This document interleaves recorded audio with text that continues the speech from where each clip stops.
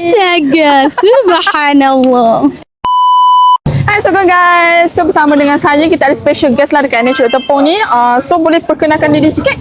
Nama saya Ya daripada Gambadak. Okay, kita mari melawat passion lah area-area ni. Lepas tu kebetulan nampak ni ada NL Celup Tepung ni. Lepas tu kita singgah lah. Hari ni kita makan menu apa nak? Sup giabok, sup Brembo nah. Sup Brembo. Kita makan hari ni sup Brembo. Lepas tu ada celup tepung, set pukat bilis. Set pukat bilis. Lepas tu kita makan oyster. Lepas tu olio.